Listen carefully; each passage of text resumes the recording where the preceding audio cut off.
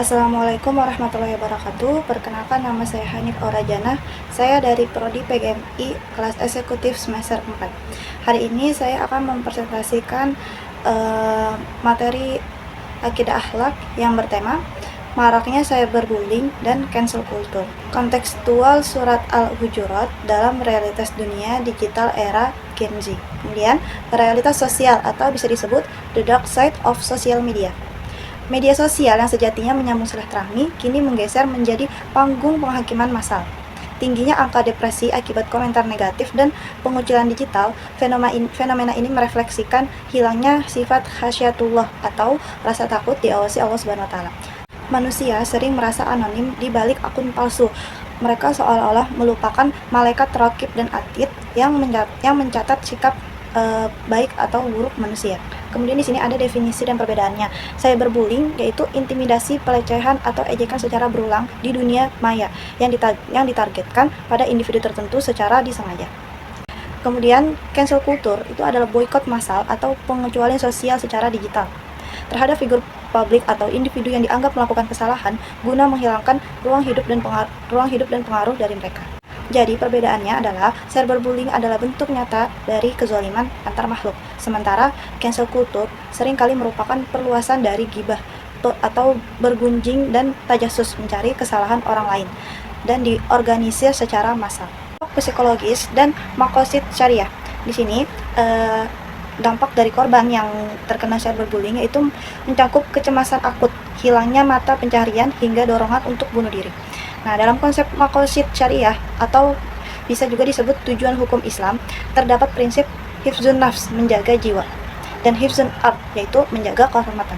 Cyberbullying dan cancel culture yang tidak terkontrol melanggar kedua prinsip dasar Islam ini karena merusak kesehatan mental dan membunuh karakter serta kehormatan seseorang. Kemudian di sini ada studi mendalam yaitu surat Al-Hujurat ayat 11 yang bunyinya A'udzubillahi minasyaitonirrajim. Ya ayyuhalladzina amanu la yaskhar qaumun min qaumin asa ayyukinu khairam minhum wala nisaa'a min nisaa'i ansa anil yakunna khairam minhun wala talmizu anfusakum wala tanabazu bil alqab bi'salismul fusuqu ba'dal iman wa man lam yantabu fa ulaika humudz dhalimun.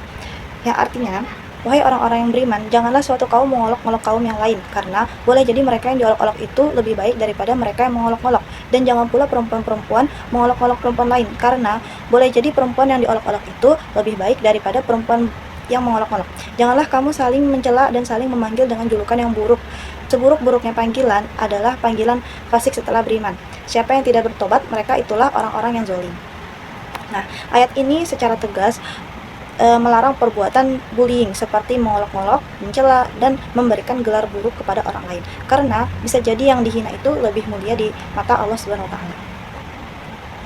Baik, di sini ada penjelasan 4 istilah celaan dalam Islam. Penjabaran dosa verbal atau tulisan dalam Al-Qur'an, yaitu yang pertama ada sakhira, mengolok-olok atau meremehkan orang lain. Kemudian yang kedua adalah miza, mencela atau mencoreng aib wajah atau fisik seseorang yaitu seperti contohnya body shaming. Kemudian yang ketiga ada ghibah, membicarakan keburukan orang lain atau ini termasuk inti cancel culture ya. Kemudian semua istilah ini termaktub dalam surat Al-Hujurat ayat 11 tadi. Ini membuktikan Islam sangat melarang segala sesuatu bentuk modifikasi ejekan yang hari ini menjelma menjadi bentuk-bentuk komentar jahat di kolom komentar. Kemudian di sini yaitu ada bahaya dosa jariah medsos. Nah, mengapa cyberbullying lebih berbahaya daripada bullying konvensional? Karena jejak digital itu abadi dan bisa dibagikan atau di-share berjuta-juta kali.